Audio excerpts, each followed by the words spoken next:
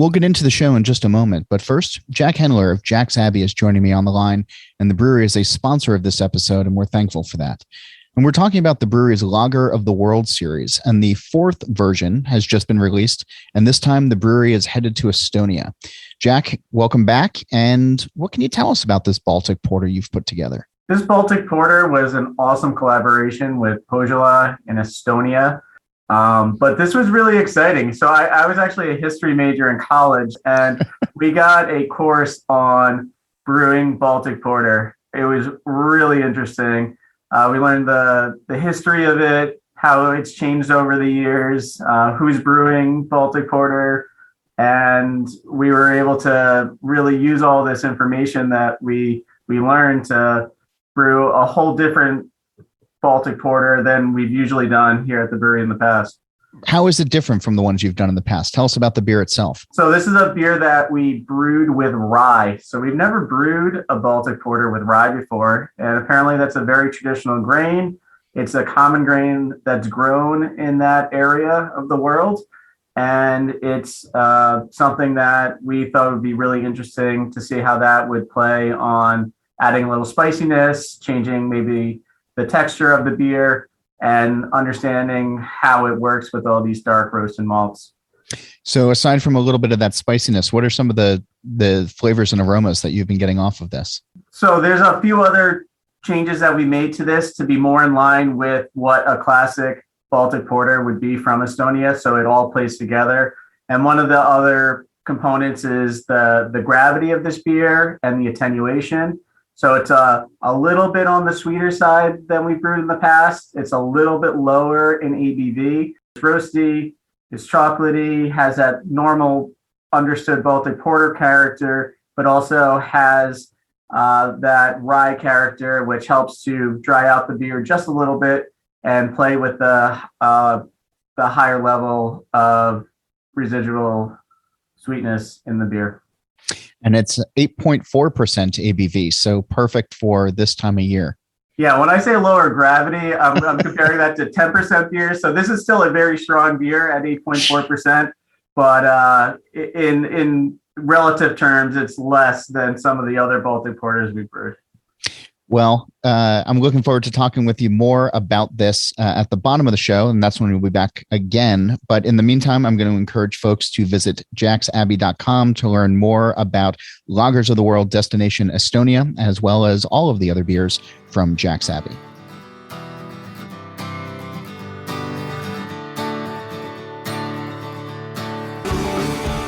Welcome to Drink Beer, Think Beer, the podcast that gets to the bottom of every pint. I'm John Hall. Sam Riggins is here. He's the founder, owner, and doer of all things at Cosmic Eye in Lincoln, Nebraska.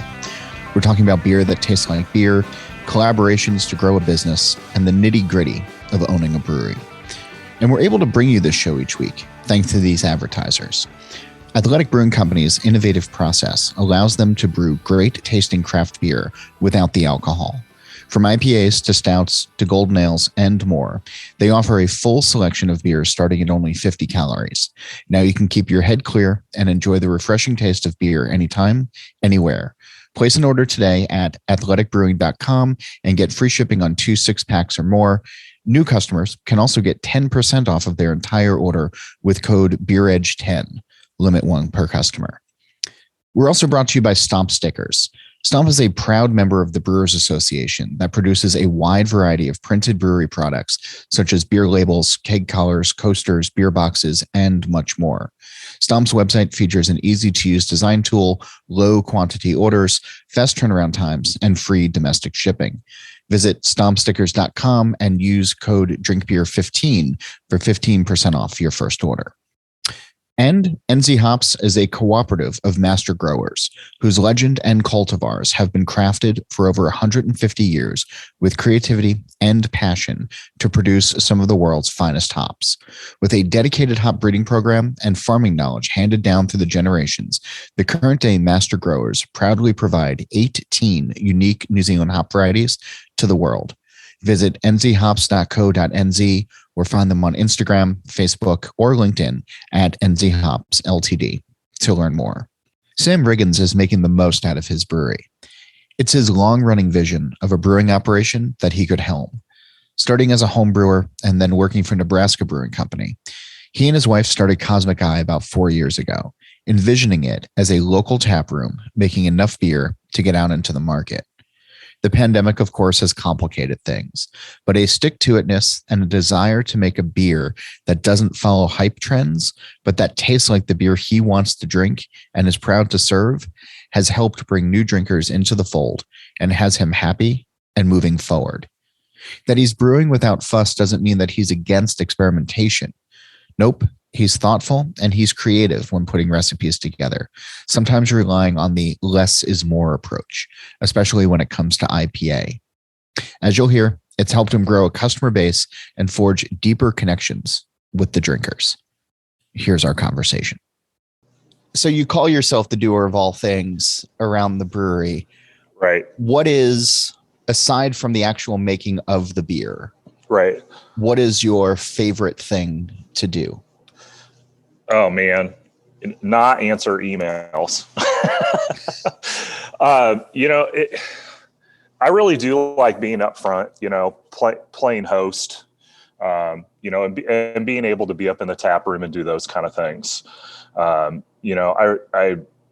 There's bad days in the brewery that you don't really want to go be social. But we put our brewery is right in the middle of our neighborhood where we live.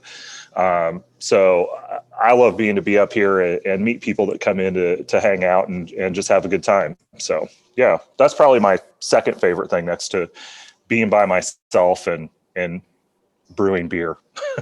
It's kind of the yin and the yang of the business, Yeah. Like alone in the back and cussing and sweating, or up front in the air conditioning, smiling and high-fiving people. How have you found, COVID has obviously interrupted a lot of things, but how have you found the customer interactions to be going? Like how have the conversations evolved from the people in your neighborhood from when you first started to where it is now? Sure. So COVID hit how us, it is now, I should say. Yeah. COVID hit us really hard. And a big part of that was we were just kind of at that 18-month mark of our business when we got shut down. So we were really just kind of seeing everything take off. We were finally getting to the point where the tap room was busy every day. We were just having, absolute bangers on weekends. But then, right in that big uptick was when we got hit with shutdowns. But our customer interactions here have always been pretty good because we're in the neighborhood. And, one of the things that I think really helped us during COVID, especially Lincoln, has been in a mask mandate. We've been in mask mandates pretty much the whole time when we haven't been shut down here. Okay. We were really strict with our ID policy when we opened. We were really carding, if you were 95 years old, we were carding you at the door, which is normal for Denver, Chicago, New York, but it's not normal here. So people got real weird about it. Why did you decide to go that route so early on? Yeah. 95 seems a little extreme. Yeah, right. Unless you got some teenagers that have a Hollywood industrial makeup backgrounds. So we had some pretty serious problems with neighbors, neighboring businesses when we opened. Basically, we had a neighbor that tried to shut us down before we even opened and get our liquor license denied. And so in order to kind of appease them and make sure we weren't having any problems, we were taking very literal interpretations of the law. And if you read Nebraska statutes, our ID statute literally says that you have to card everybody. Okay. So we mostly were doing it just to kind of, steer clear of any potential problems, because they can do things like call and say, hey, we want the police to go do a bar check here. Okay. So, you know, just and was that happening?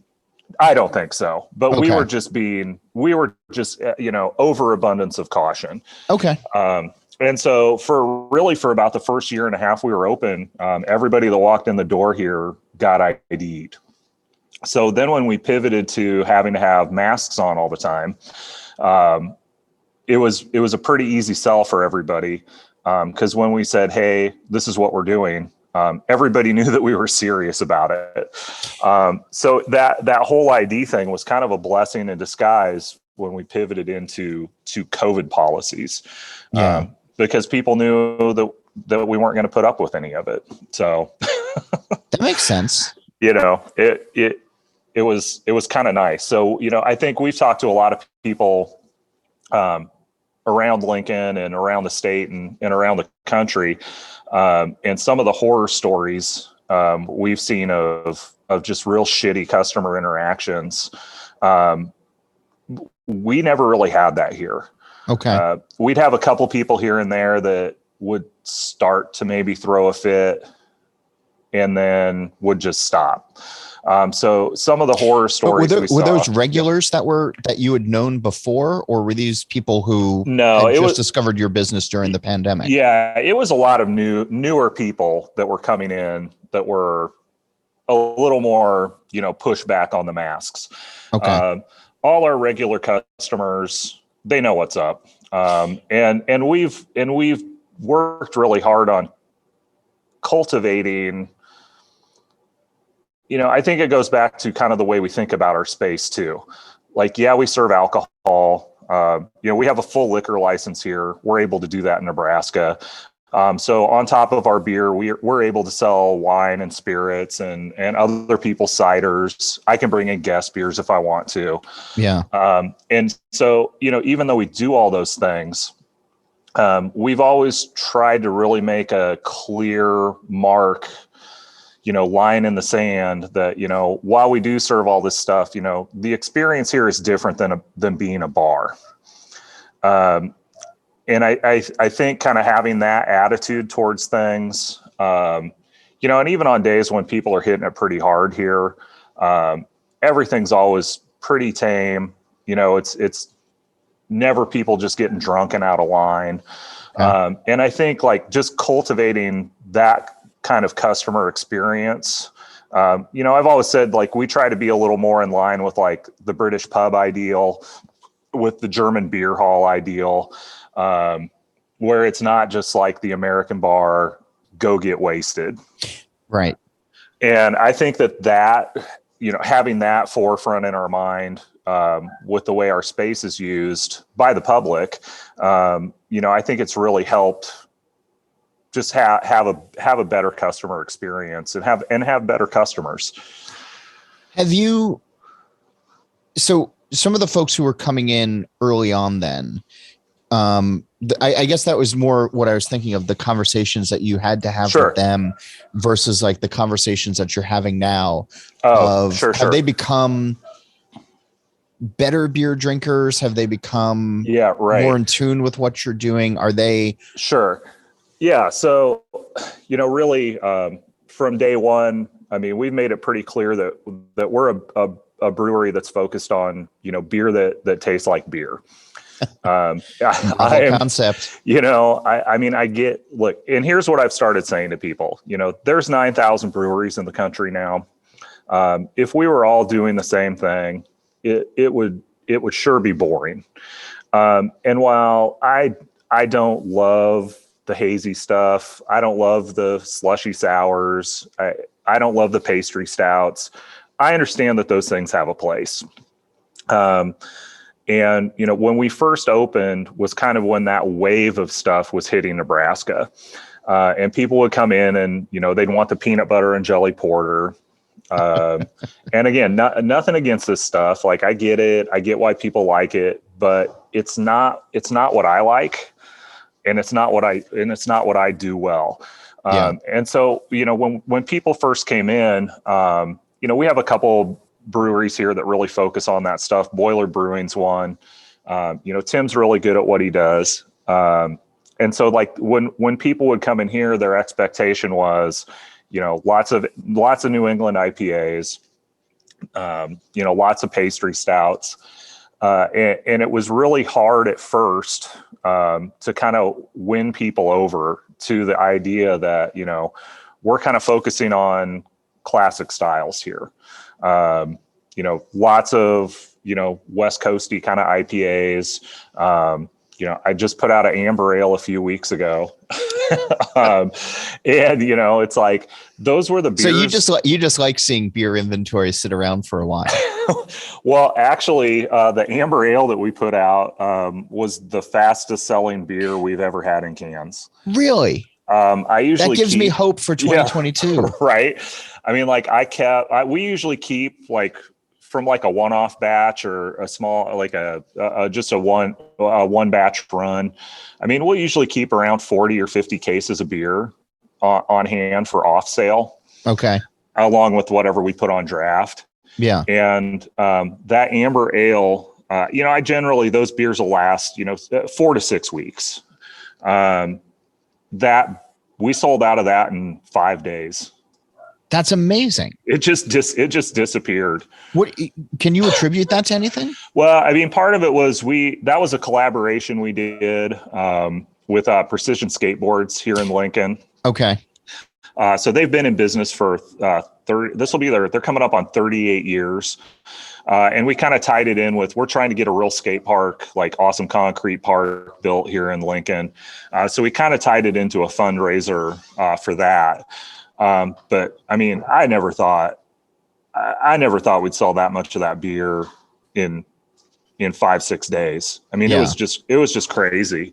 And we've had other things we've put out like that. Like, we do a lot of lagers here. Right. And I also don't really do things like straight up, I'm not going to the BJCP guidelines, and I'm not going to, I'm not getting Xanashev's book and, doing classic styles. I'm kind of interpreting those things in my own way. So a lot of times we'll do like a lager, but we'll update it maybe with some more of the like modern German hops that are coming out. I'm not like making Pilsners with Mosaic or anything like that. Right. Because you still want the beer to taste like beer. I mean, if that's your right. mantra, but you're also not being, a stick in the mud, I guess. Yeah, right. And, it's like, we're not totally going off script. And we're also, like not trying to reinvent the wheel on something. But like we've put out a couple of lagers in the last year where it was like, we did our summer seasonal lager last year was a beer called Floyd Wants to Party.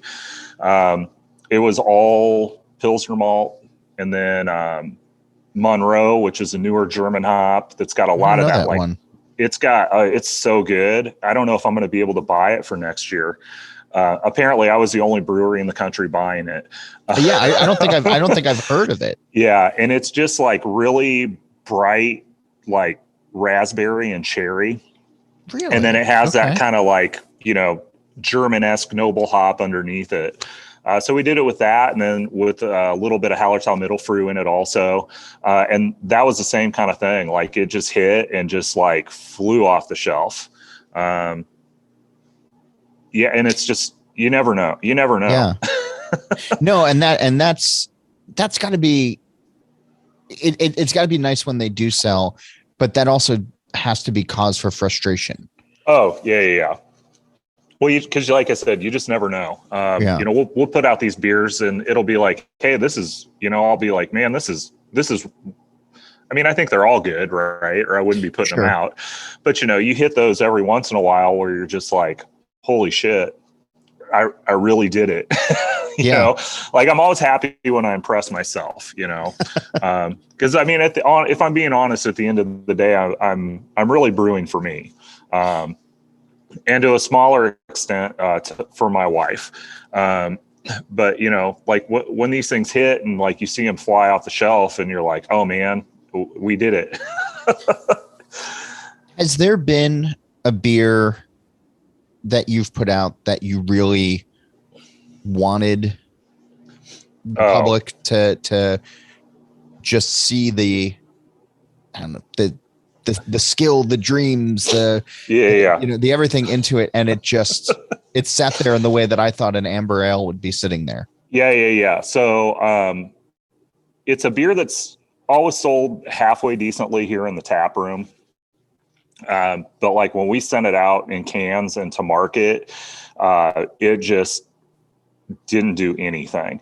So it's a beer it's called Round and Round. And so a lot of times I'll take like we call it an American mild ale. Okay. Because the idea of it is like a British mild, except we're not using, there's no British ingredients in it at all. We're using all American malts in it. We hopped it with Cascade, and then we're fermenting it at a higher temp with Chico. It's a 3.2% beer. It's not necessarily my favorite style of beer to drink. Okay. But just about every time I drink one, I will tell you it's the best thing I ever came up with. Okay. Every time I put it in a box and send it off to brewers, it's the one they would be like, dude, this is it.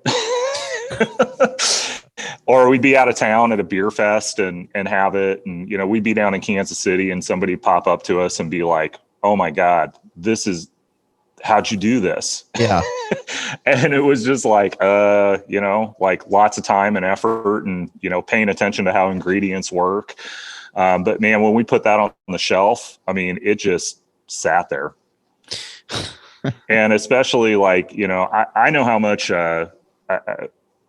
working at Nebraska Brewing Company for so long, I know how much of that brunette nut brown we used to sell. Mm-hmm. And, while this is definitely coming in lower on the ABV, I mean, it's exactly that kind of just approachable, crushable, drinkable, super malty beer that I know sells well here. Yeah. And man, I mean, we tried and tried and tried, and we finally got to the point where we replaced it out in the market. I'll still do a couple like 8-barrel batches of it here every year. And as soon as we put it on, the regulars that come in here are stoked. But I'll never put it in cans and out in the market again. You brought up this interesting point of being at festivals and the beer that brewers like to drink, and the conversations that happen. And there's always been this thought of, brewers really love lagers or craft lagers. How do you, how come, the rest of the world hasn't come along, or, brewers really love this mild or a brown ale or something like that. How come, the beer customers aren't drinking what the brewers get jazzed about? Right. And I think so much of the lagers becoming popular with brewers, these sessionable beers being popular with brewers. Mm-hmm. I think some of that is a little bit of industry blowback on the IPA thing, because I remember when all we would drink was IPAs. You go to a brewery and that's what brewers were looking for. Yeah. And we finally got the public to come around on the IPA thing. And, you'll see all these people, oh God, why are there so many IPAs? And why did brewers always make all these IPAs? And it's like, well, cause it's the showcase for hops, right? Number one. Yeah. And it was the beer that a lot of us were drinking the most of. And so now I think with everybody's tap boards being so IPA heavy, with the market being so IPA heavy, I think it's just kind of like this next evolution in what brewers are really appreciating. And, if we're going to watch how trends happen, we should definitely be watching what brewers want. Yeah. And, nothing against John Q. Public, but the public should be paying attention to what brewers want. Yeah. Because, I get the beer fans, right? Like, you're out buying beers. You went to a handful of breweries this year. You got done with your old Chicago tour or whatever. But at the end of the day, the public isn't living and breathing this 24 hours a day. Yeah. Because I don't ever take a break from this. It's nonstop. It's all the time for me.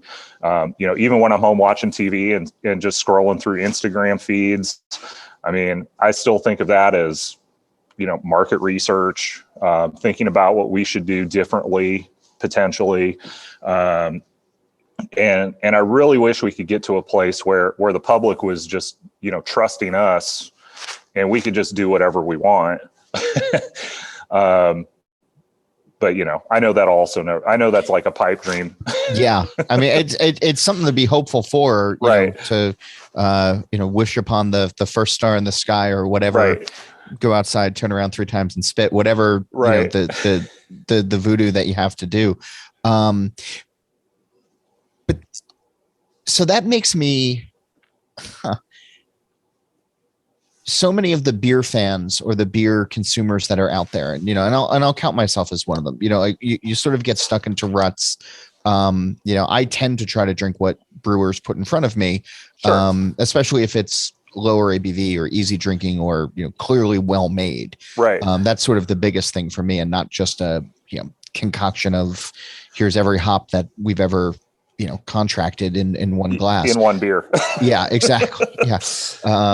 13 pounds per barrel. Yeah. But I've had one of those beers. I had it, like Wren House did that in Arizona a couple years ago, and it was fun. It was funny, Sure. But it's not for every day. The collaborations that you've been doing, and this is interesting to me. The collaborations that you've been doing, so you're doing it with the skateboard company to promote a skate park. You've done it with a lot of bands. You've done it with outside companies. And in that case, especially in Nebraska, where you were telling me before we went on, craft beer is like 3% of the marketplace. Right. Yeah. You have an opportunity to meet customers outside of that craft beer bubble. Yes. With the beers that you want to put in front of them, and they are not already, tainted by haze. Yeah, for sure.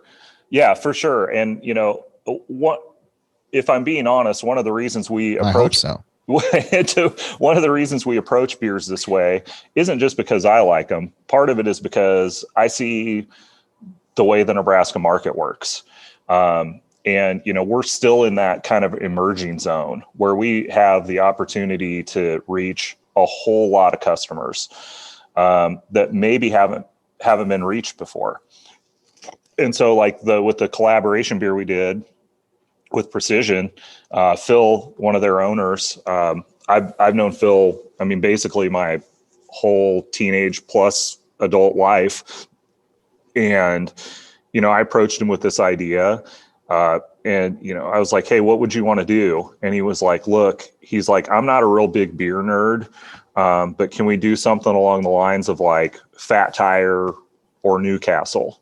And I was like, perfect. I was like, awesome. Yeah. I was like, we can do this and we'll sell the shit out of it. But one of the reasons we do these kind of beers is when somebody hits my door, I'm still aware here that this could very well be their very first craft beer experience. Yeah. And going back again to like at my time at Nebraska Brewing, when we were, we had a restaurant, and it became very clear to me very, very quick. Cause like, as some beer nerd going to the brewery, you think everybody's there for the beer, right? Well, it took me about 3 or 4 days of working at a brew pub to really figure out that, 80% of the people there were there because we were a restaurant. Yeah. And knowing full well that every single one of those people that came in the door because we were a restaurant had never ordered an IPA before. So yeah, I mean, we're very aware here that when we're doing these things with community members, with bands, with things like that, that it could for sure be the first time somebody bought a 6-pack of craft beer, or the first time they came in and were actually at a brewery. Yeah. And so, yeah, we're very aware of that. And, are really trying to push people and nudge people in our direction. And I think one of our biggest hangups here in Nebraska isn't so much flavor. It's not so much, oh man, this stuff's weird. I think in our area, a lot of it is just really based on price. You go in and you see 30 packs of Busch Light for whatever they are, $22, $24. Yeah. And that's a 12 pack of ours, So a lot of our beer drinking here also really focuses on quantity over quality. You're going to go out to the lake, you're going to go out and, whatever you're doing outside, and you're going to be drinking as much beer as you possibly can put in your stomach versus just having a couple of good beers. Yeah. So that's another area where I know we're really up against a wall here. So, yeah. How do you, thinking long-term for something like that? Sure. Where does your mind go? Yeah. So, one of the beers that we opened with, and it's amazingly been one of our best selling beers, in the market, is, classic American, bullshit adjunct lager. It's mostly corn. It's 50% corn. It's 50% Pilsner malt. And then in the last year, we've actually been able to source, all the hops that we use that for locally. We started using, triple pearl hops that are grown, about 10 miles away from the brewery. I grew up going to shows. Music is just the other kind of half of my life. And so, growing up, going to shows in the 90s, everything was sponsored by PBR. Yeah. And that was their whole advertising budget, was sponsoring concerts, small concerts, and sponsoring rodeos. And so every time I was at a show, I was young and broke, and they're all, this was in the 90s when, you didn't go to a venue and they had 20 taps. Yeah. So a lot of times, you were drinking PBRs, you were drinking hams, you were drinking that kind of stuff. And so I said, hey, if we're going to do this, like, we really need to be making this kind of beer for Nebraska consumers, and for me.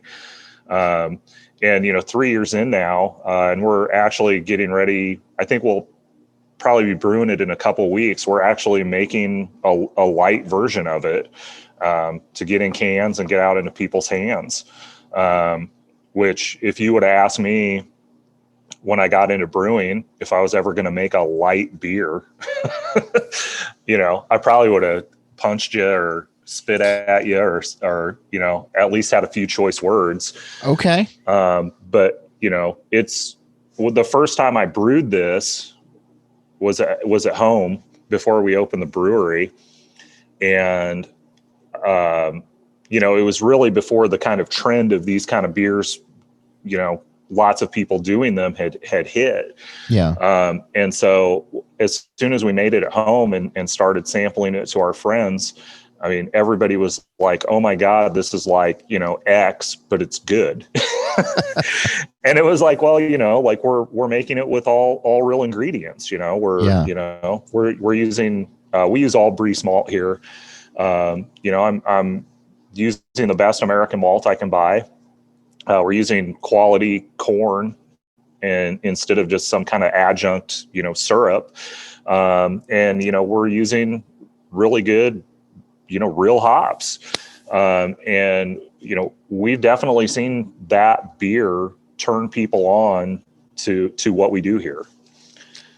And so, yeah, looking forward, we're saying to hell with it and putting out a light beer. Why not? Yeah. And and in your brewer mind, you can reconcile that, right? It feels absolutely. like brewers have evolved past the, I'm not going to make the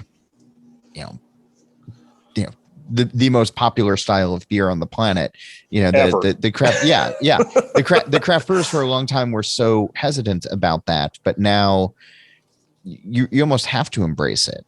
I think you do. And I think we really did a disservice to both ourselves and consumers, as brewers, when we just kind of shunned all that stuff. I drink a lot of Miller High Life when I'm out, if we're somewhere, and all they have on tap is, either something I made or, it's all ABI craft brands. I'm definitely getting a High Life because I know what it is. I know it's going to be pretty good, and I'm pretty sure that I can drink a few of them. More in a minute, but first, thanks to the companies that help keep the mics hot around here.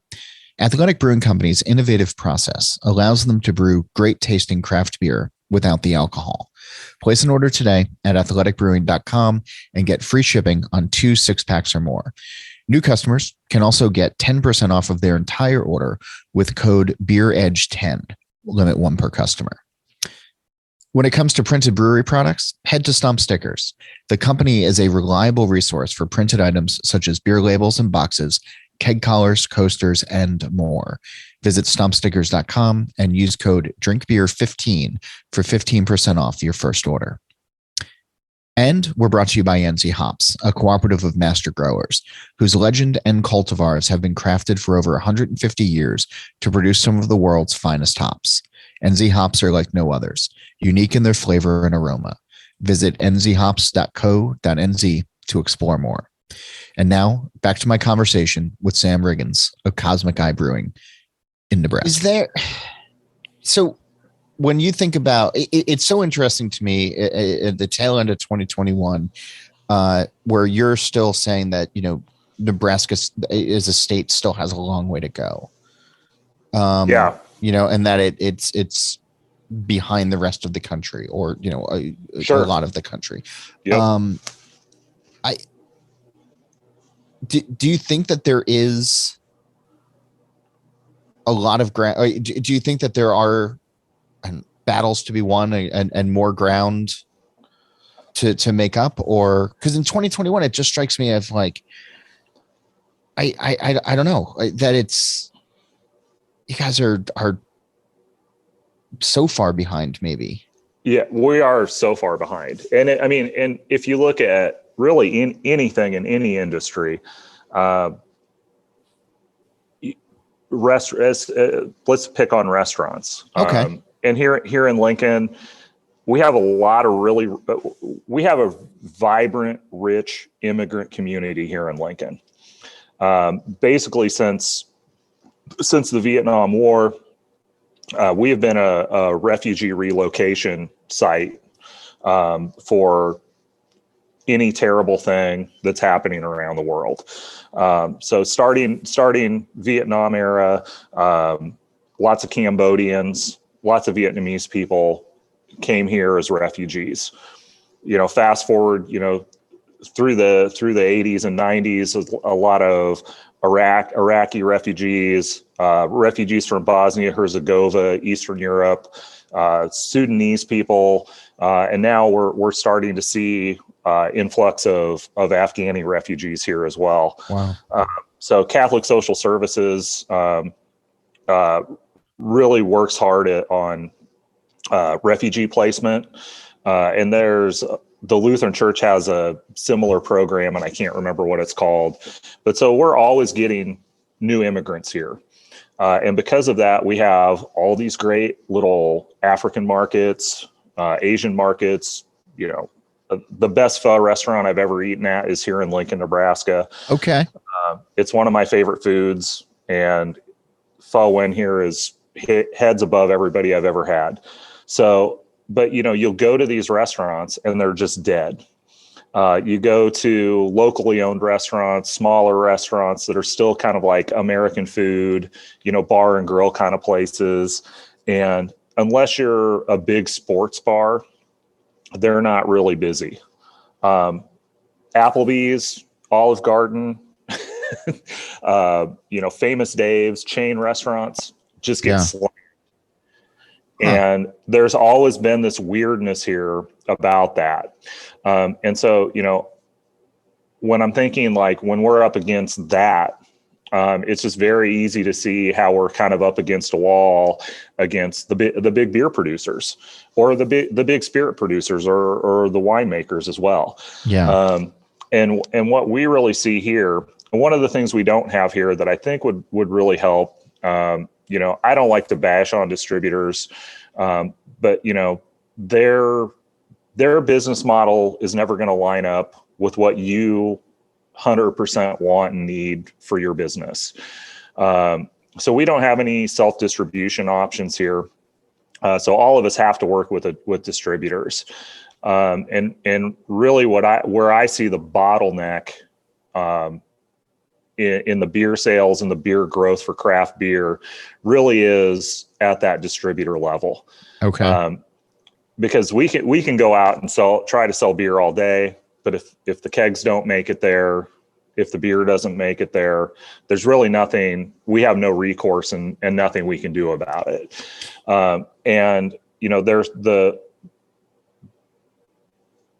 most our distributors here are associated with. I know they're all independent, but they're all generally associated with a larger brewing company. Yeah. And our smaller distributors here generally aren't just beer focused wholesalers. They've got the wine portfolio, the spirits portfolio. So when they're sending people out, they're still selling 200 different products on top of yours. Yeah. And I think really where the disconnect is on that sales tier and that distribution tier. Because so many of us, I just don't have the money or resources to have a dedicated sales rep all the time. Right. And I think really, and then that goes kind of to that next tier of the sale at the store or at the bar. You really don't see craft focused things here the way that you would I remember like going to Chicago and the first time I went to like Map Room and Hop Leaf. And it just blew me away because everybody that worked there cared about the beer, cared about what they were doing. And even if they didn't know the whole tap and bottle list, they could definitely steer you in the right direction. And I think here in Nebraska, we really, aside from a handful of places that do this really well, most places, you're just another beer on tap to them. And there's just not the passion behind it as you'd see maybe somewhere else. And I think those are really the kind of the two places where we have a lot of room to make up. That's so interesting to me. 'Cause my only experience, I think I've been to Nebraska twice now for two different beer festivals. But it's 5-6 years ago now at this point. And I thought, things were a little bit more together. But it sounds, and obviously like the beer itself is strong coming out of the breweries. I'm not saying that, right. That's not it. Yep. Yeah, but it's so. Well, it's always funny to me when, people that aren't from here, are like surprised that we make good beer. Really? Oh yeah. We still get that all the time. Yeah. Is that like a coastal elitism thing that you're getting, or is it from, just like the people in Iowa who don't like you? Yeah. It's all the Iowans. Okay. They just keep winning the football games and have to rub it all in. But no, I really do think that I think there's still really are huge swaths of the country that really think that we're just, driving tractors around, going to one-room schoolhouses, and don't realize that, we have things like the internet and, like roads and plumbing. So yeah, it's always been a really strange thing to me. And I don't know if it's a thing that'll ever honestly 100% go away. I have misconceptions. Well, it's just like here, everybody thinks, that California is just one giant city full of Democrats. It is. It is. I was just there. I'm just trying to. I'm just trying to get my check from the deep state here, John. Yeah, I mean, listen. If you want to talk about stereotypes, I'm from New Jersey, so I'm incredibly used to it, guy. But and, yeah. But people here just think that California is all one big giant city. Yeah. And when you go to California, as soon as you get out of the cities, you're like, oh my God, this is like super rural, and there's hillbillies. Mm-hmm. I mean, you get up in the mountains, and there's real deal mountain folk up there. Oh yeah.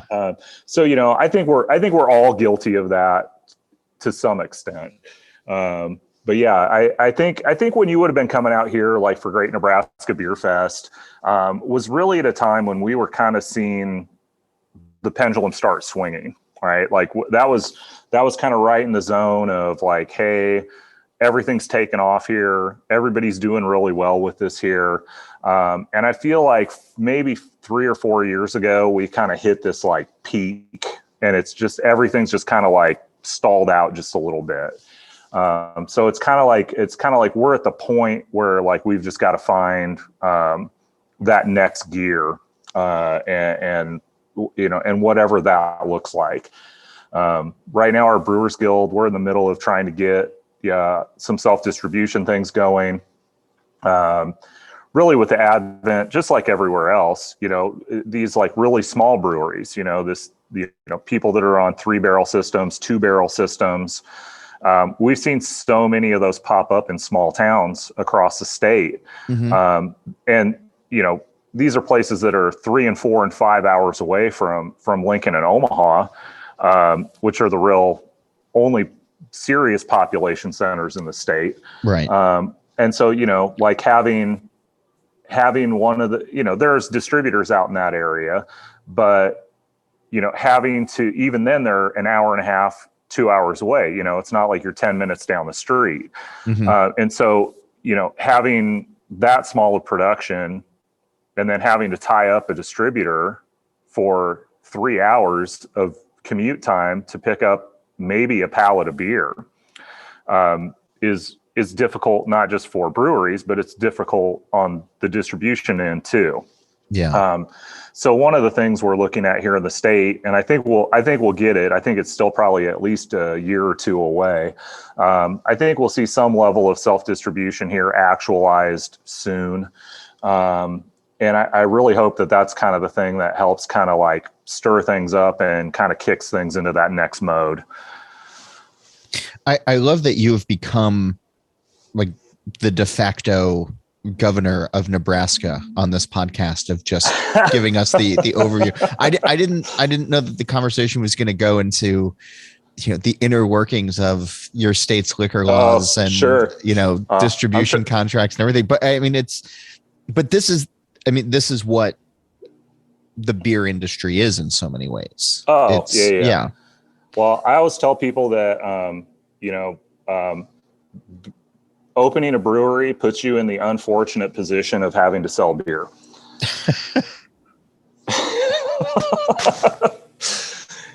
Everybody's like, oh man, isn't this so great? And you're like, yeah, I mean, if I didn't have to sell it all, it'd be amazing. Yeah. You are selling beer and you are selling wine and spirits. And You mentioned earlier that you could sell other beer in your tap room. If pie in the sky, if you could have a dedicated tap of any beer that wasn't your own, regardless of whether or not it's available in Nebraska right now, do you know what that tap would be? Terrace Bulba, 100% all the time. Okay. Oh yeah. It's probably my favorite beer ever that I've ever had. So we have, our tap room is heavily decorated. My wife and I just collect art, collect posters, collect weird shit. So we kind of made this an extension of our home collection. And we have all kinds of band stuff, tattoo stuff, art our friends have made.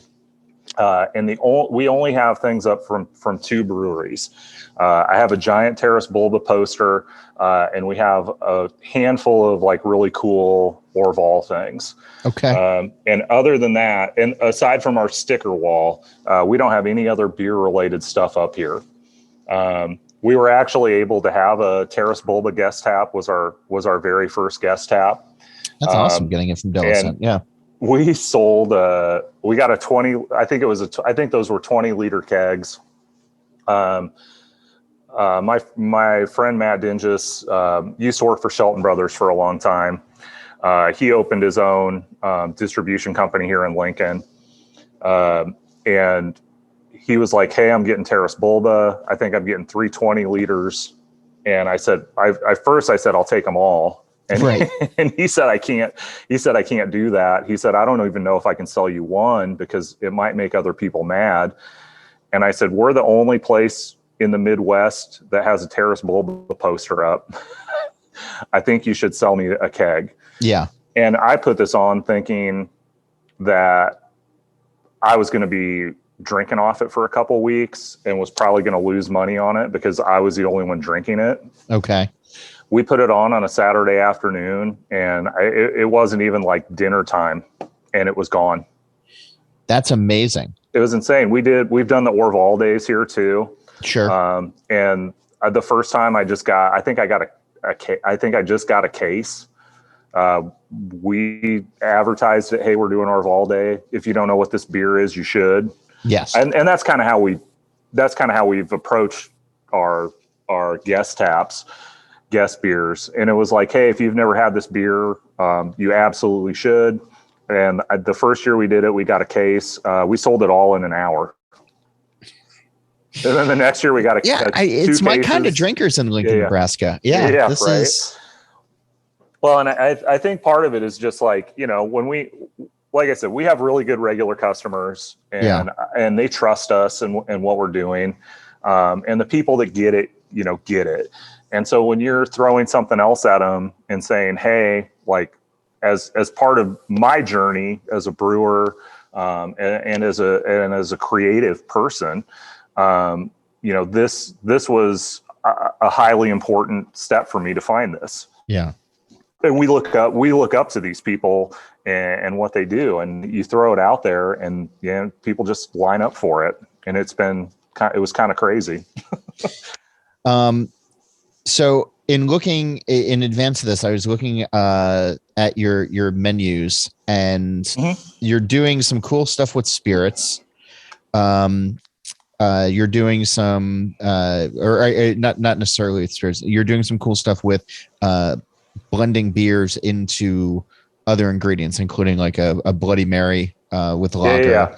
Yep. And then you had something that was called Baltimore style. That you were saying is like a Radler, but better. Yeah. I don't know if I've ever heard of Baltimore style. So I saw this article on, I don't know, Thrill List or some shit like that a long time ago, and then kind of like shelved it. It was one of those things that was in the back of my brain. And then I saw, it was probably a year and a half ago. I saw somebody post it up on Facebook. And so apparently the last time I was in Baltimore, I was in 9th grade. So we weren't really going out and drinking very much. Not much. Not much. So apparently there's this thing they do in Baltimore called the spaghetti. And they basically crack a bottle of High Life, dump some of it out, and then they add in a little bit of Aperol and a little bit of lemon juice. Yeah. Okay. And now I've heard of that. I didn't know that was called Baltimore style. Well, so when we put this out, I had to get creative with what we called it. Okay. Because when we first put it out, I had an Italian Pilsner on that was called Definitely Not Spaghetti Sauce. Okay. And so, we couldn't really put it on the menu as spaghetti because it was just very confusing. Right. So I was like, well, it's from Baltimore, so we're going to call it Baltimore style. Okay. Yeah. I mean, no, it works. I mean, and they're so good. And like we found the first day we got them, because like we got it and started doing it with Dead Man's Run, that American lager. Yep. and it was kind of a slow day or something. And so I had both my guys working for me come up front, and we just started trying it with all our beers, and it worked really well with all the sours. And surprisingly, with kind of our more modern hop forward IPAs, it was amazing with all of them. And so we just made it a full-time thing. And the Bloody Mary beers also, I mean, that's one of the reasons, that's one of the big reasons that we did this Dead Man's Run beer is red beer, just beer with tomato juice, is a huge thing in Nebraska and a lot of the Midwest. I mean, it's sometimes I'll go like a whole month in the summer and like that's all I'm drinking. Okay. And so in order to kind of facilitate, that conversation with consumers, it was like, let's just make our own Bloody Mary mix. And we'll just do these Bloody Mary beers. And that kind of goes back and forth as our number one seller here in the tap room. Really? Yep. Okay. And again, that's just that, like, we know that there's people coming here because they love beer. And then we know that, Steve and Jill that are coming with them, that might be the first time they've been to a brewery. Yeah. It's a big reason why we have the wine and spirits. It is for those consumers. And then the same with like kind of the Bloody Mary beer. I mean, I would probably have it on regardless because I like them. Yeah. But like giving those people that are maybe uncomfortable, don't know what to order, just giving them that option of something that's easy and recognizable. Because one of the things I always noticed at beer festivals or when I was in the tap room at the NBC Brew Pub was, as soon as you told somebody something familiar to them, you could rattle off this beer list all day. Yeah. And it could be the best beer list in the world. And if you have no concept or frame of reference to Citra hops, like, okay, cool, I don't know, right? Yeah. But as soon as you tell them that there's orange peel in the wit beer, you see their eyes light up and they'll go, yeah, I want that. So part of it for us is like, finding those things that are like recognizable for those consumers, because we want them to come back. And I also know that, if they come here with their friends, like, 3 or 4 times a year, maybe that 4th time they'll finally order a beer, because they tried something off of somebody else's flight last time and liked it. I mean, I have a really awesome story about this lady that came in here, and we had maybe been open for about a year. And she came in and was just like, I don't want anything that tastes like beer. I don't, or like craft beer. She's like, I don't want anything heavy. I don't want anything. And we were like, hey, look, we've got Dead Man's Run. This is our beer that tastes like beer, that you recognize as beer. And she was like, okay, cool. So she went down and sat down, and I could see her drinking it. And she's giving me this big thumbs up and has this big smile on her face. And then I see her start tasting.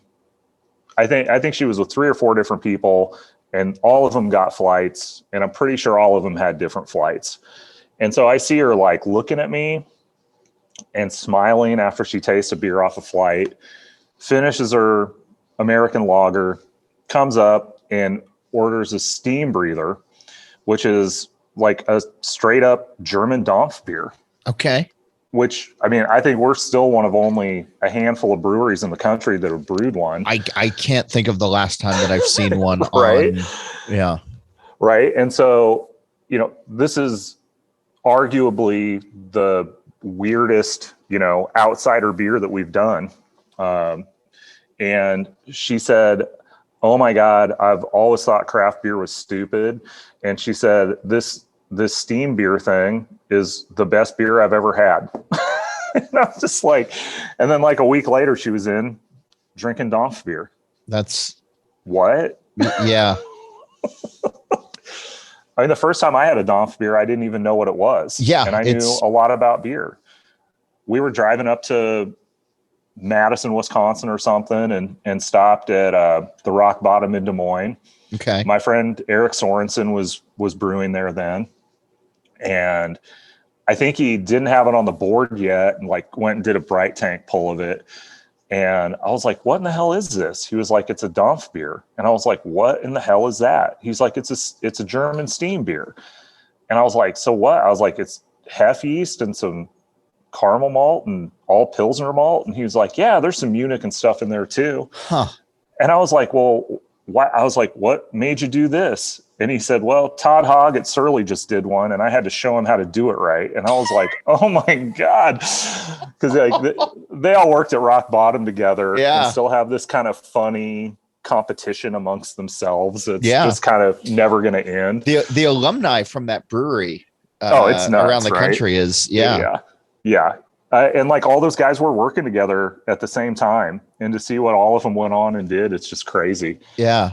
But then, you flash forward a couple years, and I was doing all my pilot beers for this, and I was getting ready to brew a Hefeweizen, and it just so happened it was the same week that Surly came into the Nebraska market, and I went down to Happy Raven, which is a craft beer bar downtown here, and sure as shit, they had the Dampf beer on. And I was like, oh my God, I forgot all about this. Yeah. And the way I was brewing at home then, I just had ingredients. And so I could just kind of brew whatever I wanted. If I saw something in a magazine or heard somebody talking about something, I just had like a hop inventory and a malt inventory, and just kind of had it set up so I could just do whatever kind of struck me. Right. And so I was like, well, I had the starter going for this half, and I was like, well, guess I'm brewing a Dampf beer tomorrow. And every time we put it on, it goes crazy. But again, like if we wouldn't have had that easily approachable, identifiable thing, that lady never would have stayed here. She never would have tried something off her friend's flight, and she never would have come back. Right. That's weird how that works. Life's weird, man. Yeah. But so I started off by asking you, you're as the doer of all things, what you like to do aside from making beer. Yeah. What is the thing that if you never had to do it again starting tomorrow, that would make you happy? Oh man. I don't know, because in my mind it's also interconnected. That when you take a piece out of it that you don't. I mean, cleaning bathrooms is a pretty big one for me. Yeah. Necessary though. Yeah. I worked as a janitor for 10 years. So I've probably cleaned upwards of 150,000 bathrooms. Okay. So I'm kind of always like, I put my time in on that. When I say I'm the doer of all things, I'm leaving out all the stuff that my wife does. Because I have a wife who is an integral partner to our business. Oh yeah. And I'm essentially kind of running back of the house operations, and she kind of handles front of the house operations. So she's doing all our bar scheduling. She does payroll. We do a lot of like craft events and things like that, and she kind of manages all that stuff. So there's already a lot of things that she has really taken off of my plate that I don't have to even deal with or mess with. So so a lot of the stuff that I'm not good at or wouldn't be good at, she's already kind of handling. Okay. Yeah. And that's been awesome because it's been really organic for us. Like we've never really ever had to sit down and say, you're going to do this and I'm going to do this. Like it's always just kind of happened. Okay. So yeah. So when I say the doer of all things, I should just say the doer of lots of things. Okay. Well then let me do this then. And looking at your menu one last time, you serve Malort shots, which yes. Good on you for doing. It's the only shot I'll do. I imagine that your lager is probably the best beer pairing if you were going to do a beer and a shot. But I'm wondering if there is another style that complements, depression and barbed wire. Yeah. So for me with Malort, I get such a heavy, intense grapefruit out of it. That for me, it's so complimentary to IPAs for me. Okay. But we don't have it on the menu, but we jokingly have the Nebraska handshake, to give the nod to Chicago. But yeah, it goes really well with IPAs. I don't drink hardly any liquor. But like if somebody comes in here and is like, hey, let's do a shot of Malort, I'm always game.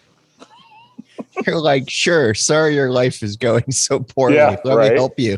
We sell so much. We sell so much of it. I'll bet it's crazy. It's amazing how that's taken on the resurgence that it has, and just the fondness that people have for it. Yeah. So, I love that you brought it back to Nebraska towards the end of this. And Sam, thanks for being on the show. Thanks for the insider guide to your state, but also your thoughtfulness behind all the beers and what you're trying to do. So thanks for doing this. Yeah. Thanks so much for having me on, John. It was good talking to you.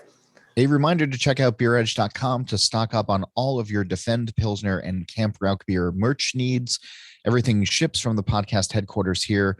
And if you order soon, you can be sipping eggnog out of quality glassware within days. Go to beeredge.com/merch to learn more. And as always, you can follow us on social media at The Beer Edge. And if you have questions, comments, guest suggestions, or anything else, you can always reach out to me on email. It's John Hall, JOHNHOLL @beeredge.com, or you can join the conversation on Twitter at John_Hall. And if smoked beer conversation is what you desire, well, join the other enthusiasts on the This Week in Rauch Beer Facebook page, or get with us on Twitter and Instagram at TW Rauch Beer. Thanks, as always, to the folks who help keep the mics hot around here, including Athletic Brewing Company. Athletic Brewing Company's innovative process allows them to brew great tasting craft beer without the alcohol. From IPAs to stouts to golden ales and more, they offer a full selection of beers starting at only 50 calories. Now you can keep your head clear and enjoy the refreshing taste of beer anytime, anywhere. Place an order today at athleticbrewing.com and get free shipping on 2 6-packs or more. New customers can also get 10% off of their entire order with code BeerEdge10. Limit 1 per customer. And we're brought to you by Stomp Stickers. Stomp is a proud member of the Brewers Association that produces a wide variety of printed brewery products, such as beer labels, keg collars, coasters, beer boxes, and much more. Stomp's website features an easy-to-use design tool, low quantity orders, fast turnaround times, and free domestic shipping. Visit stompstickers.com and use code DRINKBEER15 for 15% off your first order. And we're brought to you by NZ Hops, a cooperative of master growers, whose legend and cultivars have been crafted for over 150 years with creativity and passion to produce some of the world's finest hops. With a dedicated hop breeding program and farming knowledge handed down through the generations, the current day master growers proudly provide 18 unique New Zealand hop varieties to the world. Visit nzhops.co.nz or find them on Instagram, Facebook, or LinkedIn at NZHops Ltd to learn more. As promised, Jack Hendler is back with us. Jack's Abbey is a sponsor of this episode, and I hope you'll give them a closer look. We've been talking about the Lager of the World series, Destination Estonia. It's available now. And Jack, you're 4 into this series in 2021.